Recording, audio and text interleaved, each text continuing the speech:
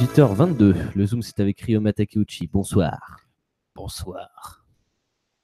Vous ne le saviez pas, mais j'ai eu des engagements politiques. Moi je le savais. Hein. Bon, bref, quoi qu'il en Moi, soit, non. en sortant un petit peu Mais de moi je sais tout.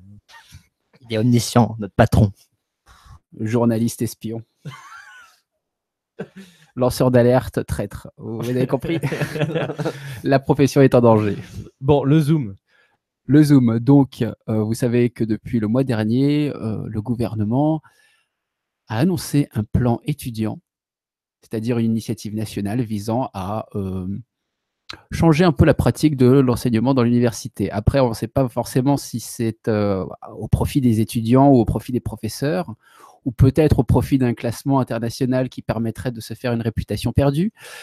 Mais il y a 20 propositions, 20 donc, mesures de changement dans les pratiques d'orientation qui permettraient aux étudiants de mieux se diriger dans un environnement de plus en plus concurrentiel. De plus en plus concurrentiel, vous savez que la population des étudiants augmente chaque année et cette fois-ci, le gouvernement a décidé de tout changer, non seulement dans les facs, mais aussi dans les lycées.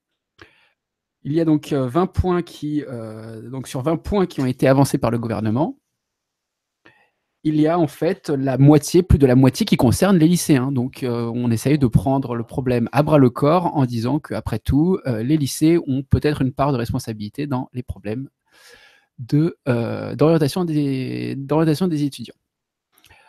Alors, je ne sais pas si vous avez galéré avec APB. Ça m'a fini tout seul, quoi. D'accord. Antoine, j'en ai pas eu de problème avec APB. Tu as eu APB au moins? Tu as vu APB? T'es assez ancien pour avoir eu APB? Moi, le seul problème que j'ai eu avec APB... J'ai passé le bac juste un an avant vous deux, hein, Lucas et Antoine. Suffisant. Le seul truc donc j'ai fait mes inscriptions par APB. Moi, je suis arrivé là où je suis par APB. Le seul problème que j'ai eu avec APB, c'est que j'ai su où j'allais à la clôture d'APB, donc le 14 juillet. Ah, fort, le jour de ton anniversaire. Donc, c'est-à-dire, pour faire toutes les demandes, Crous, logement, etc., c'est beaucoup trop tard. C'est 3 mois trop tard. Quoi. Oui, en effet. Mais en fait, figurez-vous que la plateforme va changer de nom. Ce n'est plus Admission Post-Bac, ce sera Parcoursup. Ce qui paraît, hein. Ça c'est une annonce. Mais on passe en fait d'une démarche d'accompagnement à... Ça a été révélé à l'occasion du Salon européen de l'éducation, la semaine dernière. Voilà, et c'est donc acté maintenant, mais cette fois-ci, on passe donc d'une logique peut-être d'accompagnement des lycéens à peut-être une démarche de responsabilisation, si encore on peut parler ainsi. Si ça veut encore dire quelque chose. Ah, si seulement. J'ai pas l'impression d'avoir beaucoup grandi depuis la sortie du lycée. Mais et pourtant, il y avait quelque chose qui a grandi. Je ne sais pas à quel âge tu as ta puberté, mon garçon, mais ça m'inquiète. En tout cas, le plan étudiant avance surtout sur la suppression du statut social étudiant, sur grand changement. Donc, je ne sais pas à quoi vont servir la SMEREP et la LMD l'année prochaine, mais il risque d'y avoir beaucoup de changements de ce côté. Les dépenses de santé, on espère, seront moins importantes, mais il y aura en fait plus de démarches à faire car les universités ne le prendront plus en compte et donc il faudra faire des démarches auprès du Crous de manière séparée.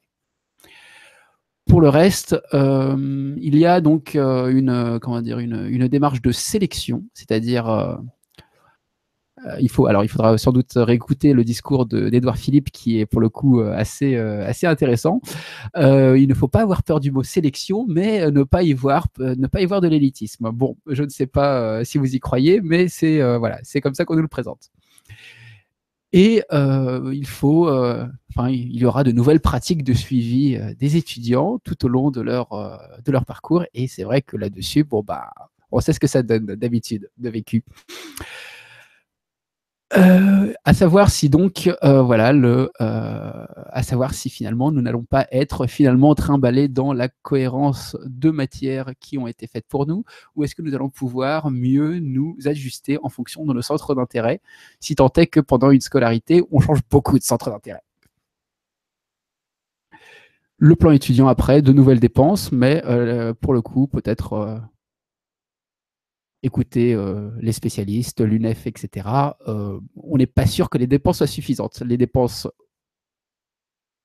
étant devant être dans l'idéal ajustées à l'augmentation de la population étudiante, ça n'est pas tout à fait le cas. Et pour le moment, on se dit qu'on risque d'avoir des soucis.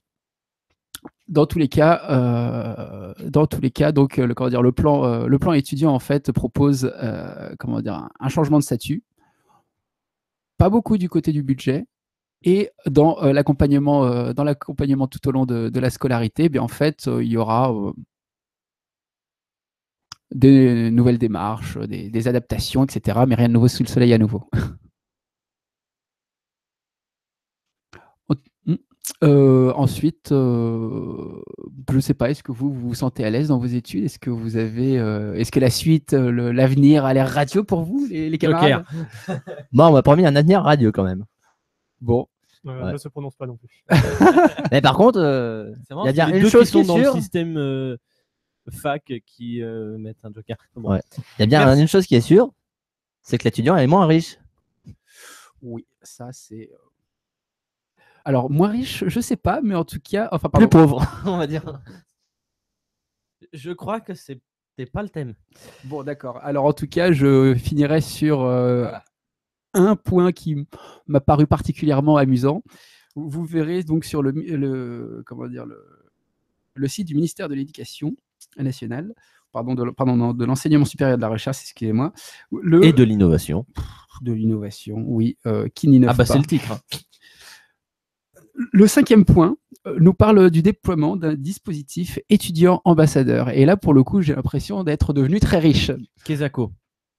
Je ne sais pas. D'accord. Eh ben, on posera la question à la ministre éventuellement. Merci Ryoma Takeuchi, 18h29.